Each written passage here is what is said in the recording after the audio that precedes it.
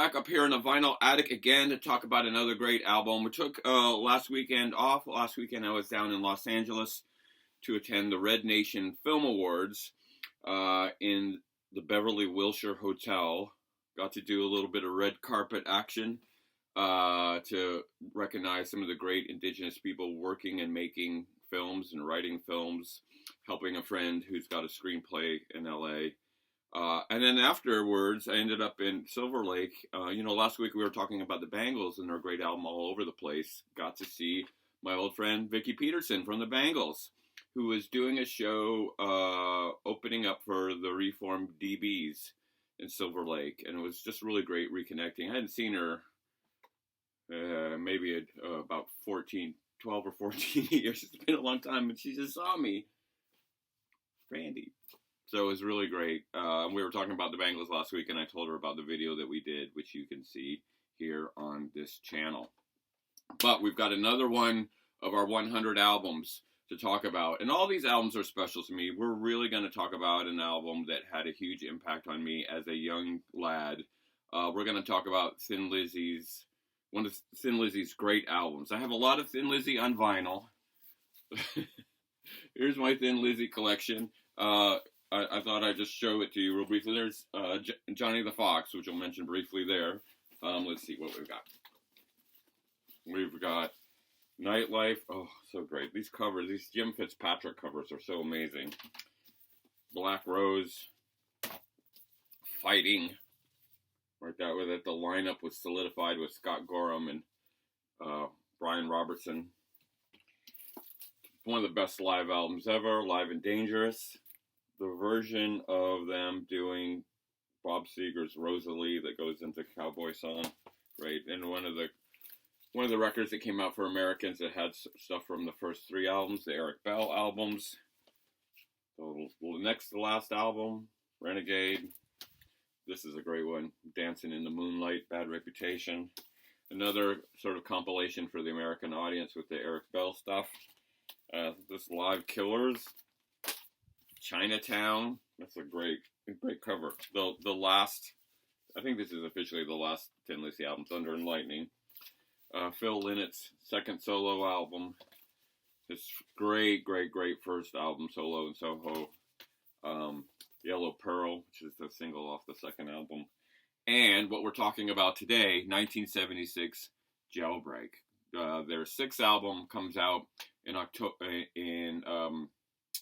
March of 1976. Actually, I had 2 albums in 76. They had this one, and then in October they had Johnny the Fox come out. But I wanted to talk about this album because it's so amazing. And of course, a lot of people know this record from the song "The Boys Are Back in Town," which will be played endlessly. So the story was the band started as a trio.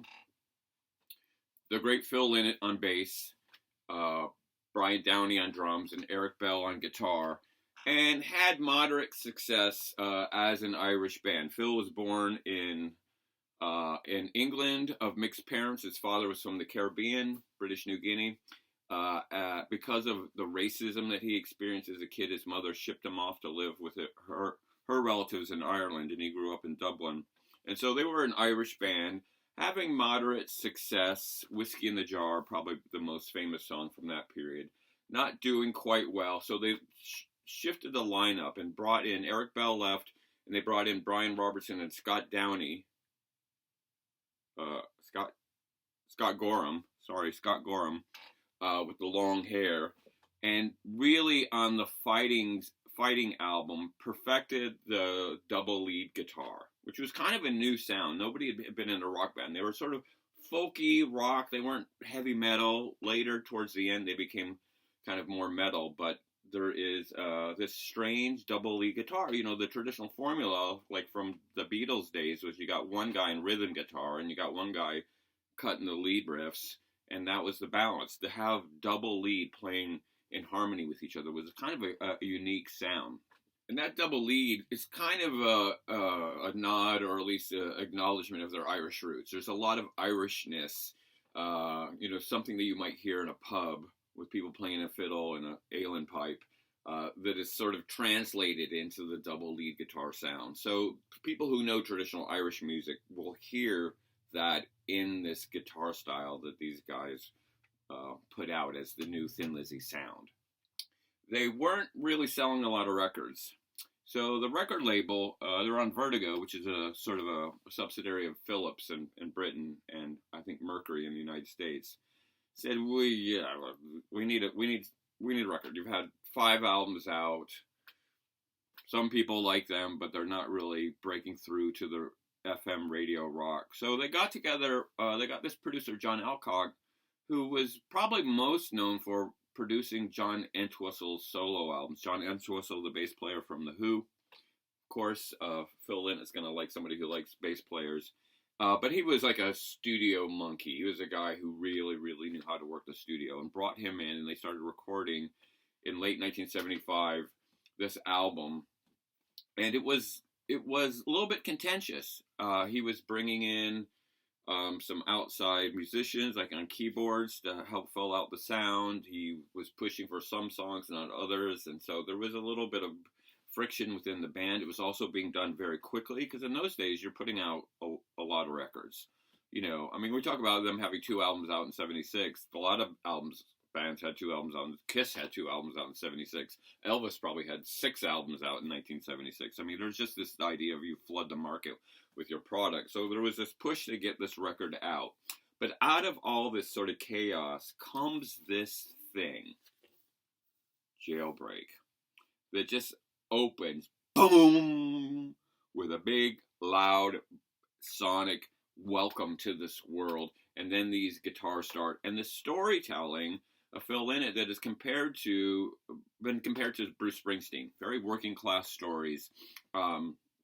This particular album, this is where you get into the little head of young Randy. I was 12 years old when this record came out. This was one of the records that I got my hands on very quickly and would sit and listen to. There's the band. See Scott Gorham with the long hair.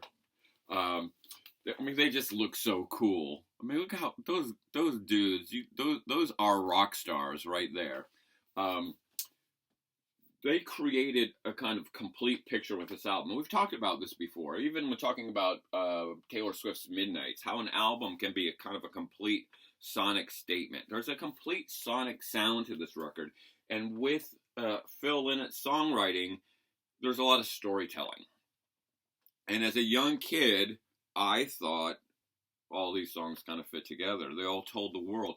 And there is this image on the cover. So this great Irish artist, Jim Fitzpatrick, that did so many of their covers. I mean, he's still around. You can find him on Instagram. I'll put the link in the description. I follow him on Instagram. There's a great, when I used to live in Dublin, there was a great American food restaurant off of Grafton Street called Captain America's, where he did all the murals in it. So it was like walking into a Thin Lizzy album.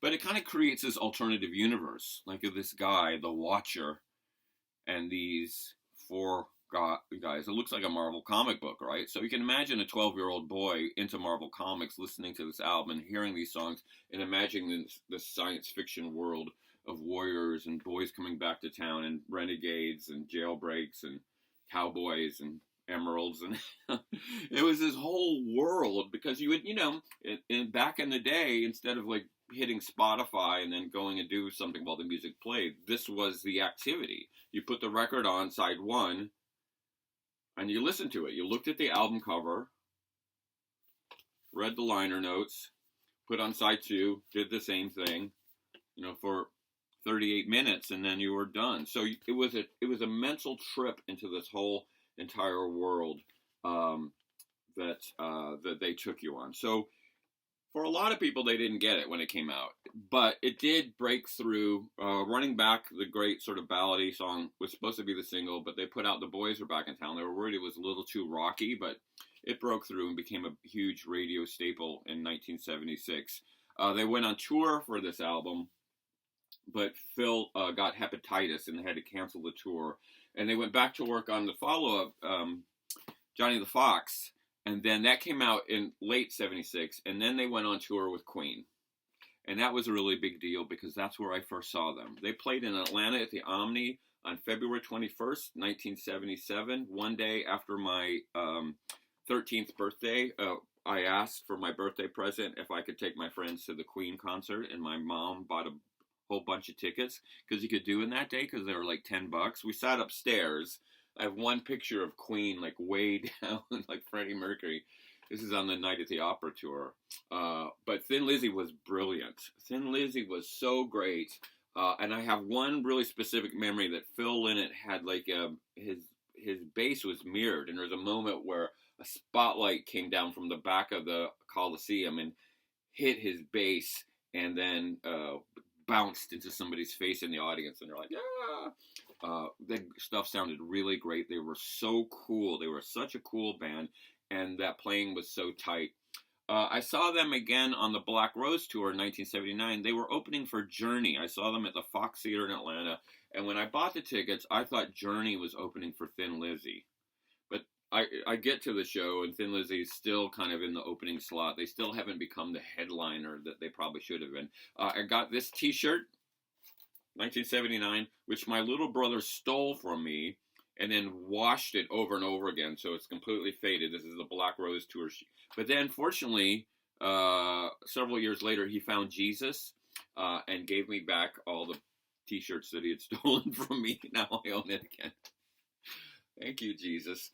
So this record, so you know, if you know the progression of Thin Lizzy, they sort of increasingly went more towards the rock vein, and towards the end were kind of a lot more heavy metal, and I think they lost a lot of us fans that like the broader, more kind of cinematic music that you see on Jailbreak.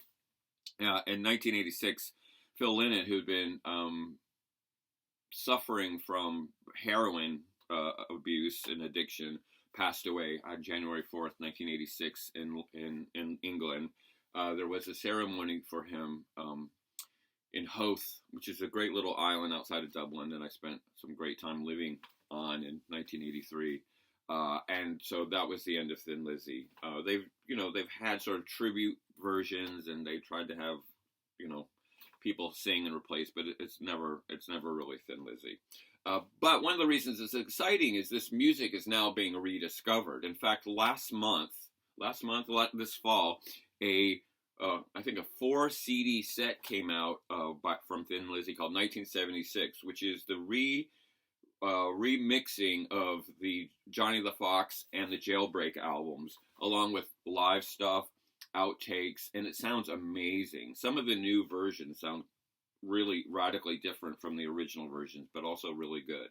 And then also super exciting is in January, there's going to be a kind of a new Thin Lizzy album out called Acoustic Sessions. And what they are is Eric Bell, the original guitarist, who's still alive and rocking, went back to the original masters of the original trio albums, including like Whiskey in the Jar and those types of songs, and re-recorded guitar parts with them, with Brian on drums and Phil on vocal and bass, using their tracks to create new music, kind of like, some of the idea going back to old Beatles songs and bringing them back or something like that. So we're going to have, quote unquote, new Thin Lizzy music in January. It's coming out on January 24th. So that's also exciting. But this record, for me, this record was a trip. It was like a Marvel comic book. This is like The Watcher, I Am the Warrior. I mean, all this stuff made sense when I was listening to it as a kid, but it's so sonically tight. I don't know. I would love for somebody to do something like this now, where there's a record that's just from first song to last song with lots of, variation. You have cowboys. You have the cowboy song, I Am Just a Cow. You have stuff that is really rocking. You have kind of ballad. You have the kind of Irish anthem of Emerald at the end. And of course, The Boys Are Back in Town, which is, will always be utilized for some occasion. But you really have to hear it in the context of the record and these 9 songs that are on this record.